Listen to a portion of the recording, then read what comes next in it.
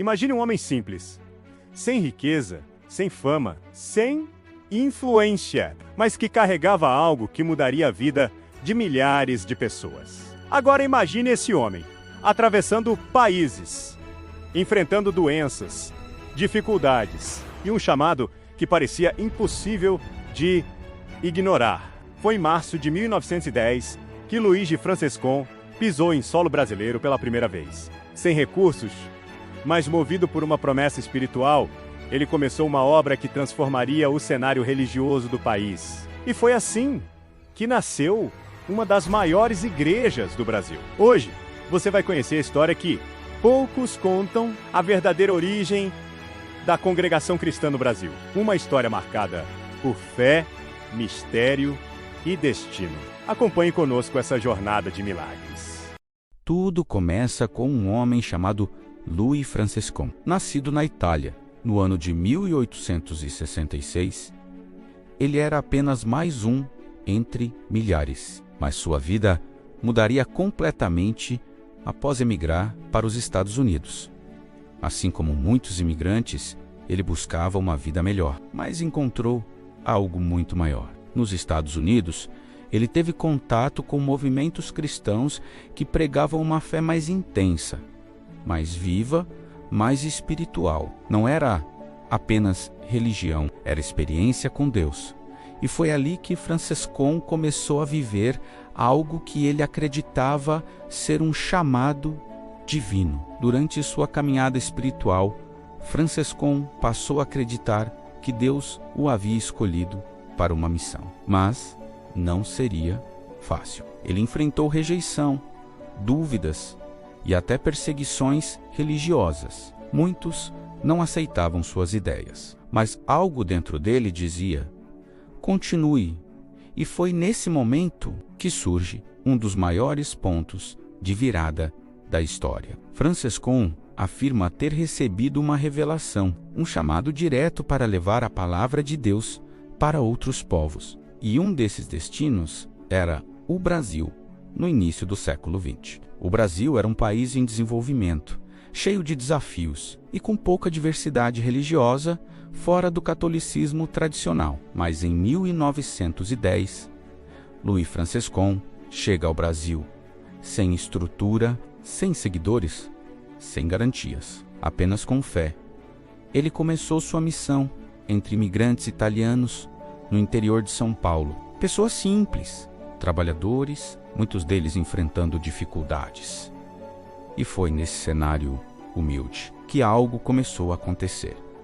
Relatos começaram a surgir.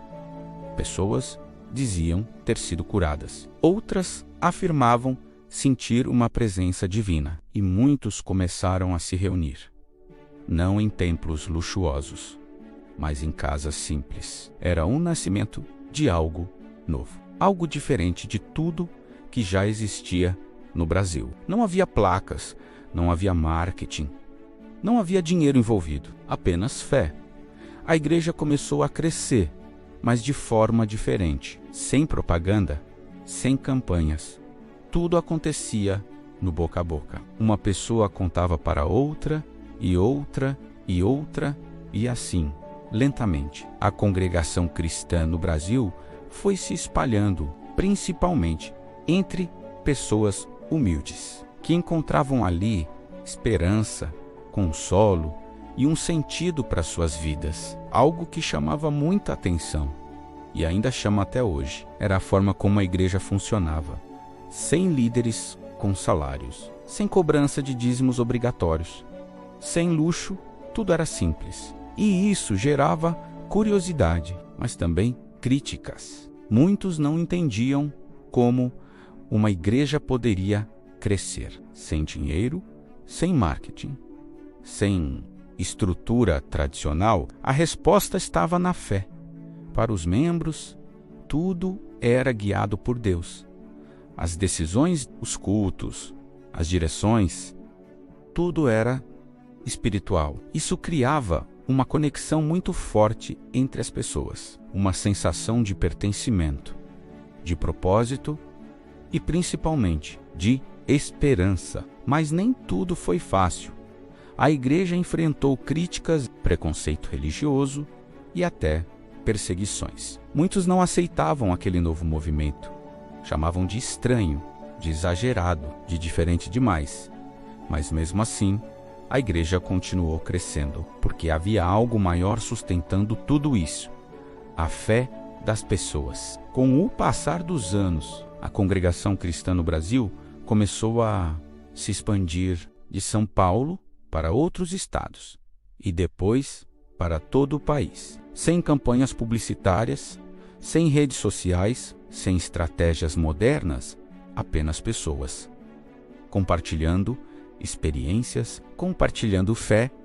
Louis Franciscon não buscava fama, não buscava poder. Seu objetivo era apenas cumprir aquilo que acreditava ser sua missão. E ele conseguiu. Após sua morte, o movimento continuou crescendo e se tornou uma das maiores igrejas do Brasil, com milhões de seguidores. Mas há algo que ainda intriga muitas pessoas: como uma igreja sem marketing, sem líderes milionários, sem grandes campanhas, conseguiu crescer tanto? Seria apenas fé ou existe algo mais por trás disso? Essa é uma pergunta que, até hoje, muitos tentam responder. Hoje, a congregação cristã no Brasil está presente em todo o país e também em outros lugares do mundo, mantendo seus princípios, sua simplicidade e sua forma única de culto, mesmo com o avanço da tecnologia. Ela continua seguindo um caminho diferente, mais reservado, mais tradicional. A história da congregação cristã no Brasil não é apenas sobre religião, é sobre fé, sobre propósito, sobre um homem que acreditou em um chamado e mudou a vida de milhares.